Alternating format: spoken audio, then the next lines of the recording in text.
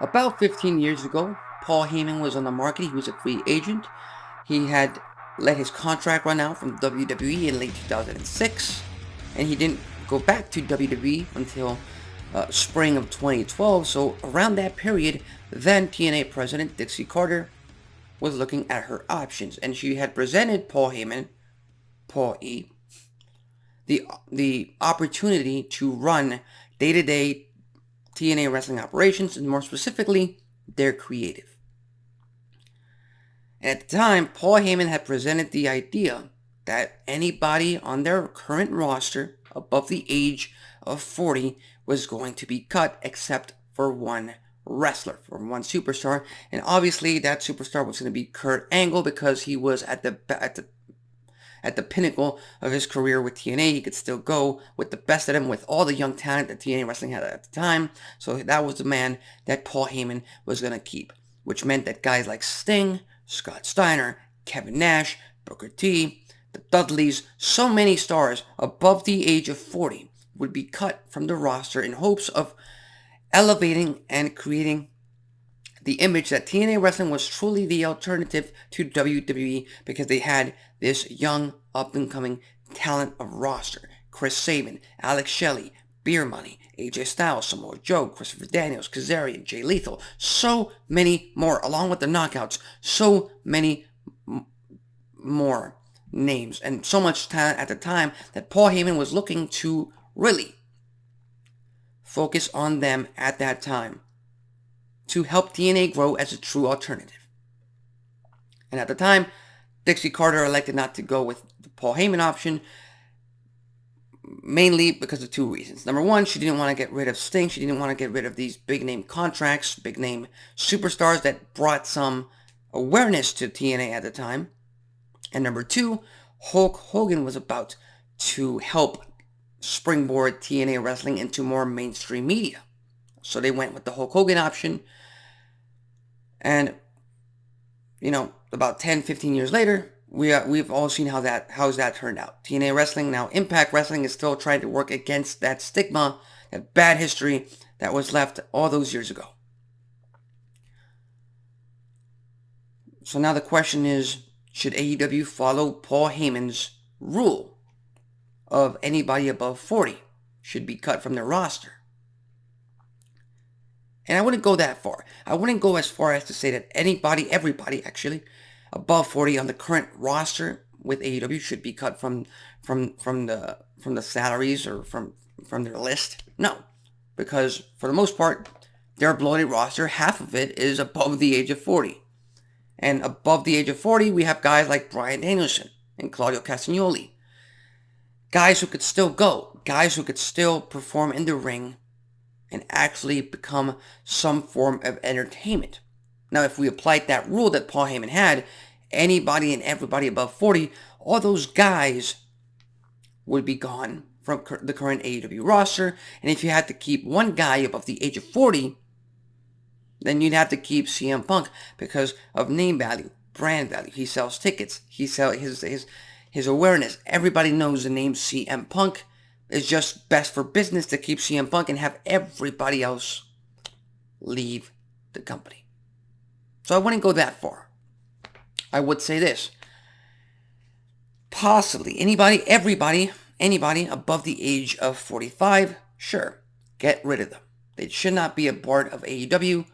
They should not be. You gotta put it in perspective. Last night's episode of Dynamite. Instead of having guys like Andrade, like Miro, like Nick Wayne, like Dante Martin, I believe he's still injured, but so many other young guys currently on the roster be a focal point, have the light shine on them. You had guys like Chris Jericho's segment. You had train wreck of a match between Jeff Jarrett and Jeff Hardy in 2023.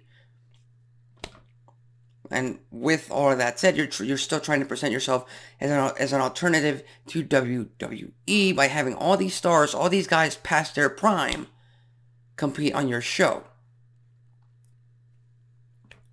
Matt Hardy, Jeff Jarrett, all these guys, Lance Archer, Luther, Roderick Strong, Scorpio Sky, Sean Spears, Dustin Rhodes, Colt Cabana, Christopher Daniels, Christian Cage. All these guys, they're past their prime, and they're still getting the nod. They're still getting the excuse me, I've been speaking for quite a while now.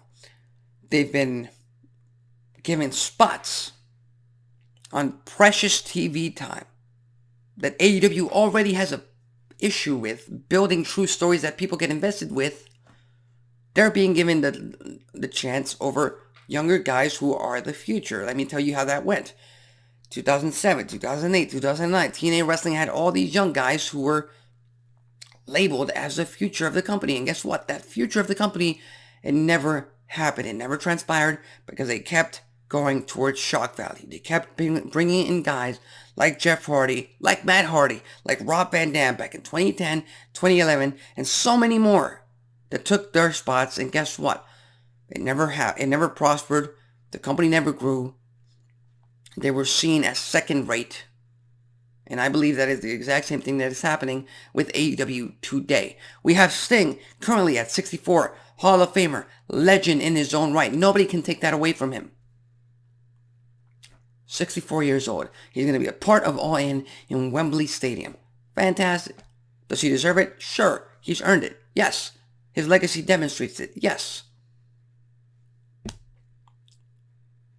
But not over the guys that you're going to try and promote 5-10 years from now to be the top guys.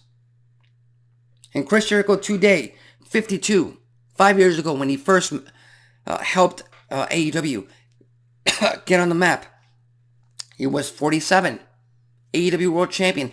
To me, that had a purpose. Now, it's just sad seeing him on TV. Those are just my thoughts. Again, AEW is trying to be the alternative to WWE. They have a young roster: Darby Allin, Orange Cassidy, Adam Cole, MJF, Hangman Adam Page, so many more that could use this time to really grow in terms of the audience, in the audience's eyes. Excuse me. But instead, you try to put guys like Sting and Chris Jericho on TV for what? Cheap pops, shock value. That hasn't worked in the past 2, 3, 4 years. You keep doing it. That's called the law of diminishing returns. I'm just saying. I'm just presenting it as an option. Learn from TNA's mistakes.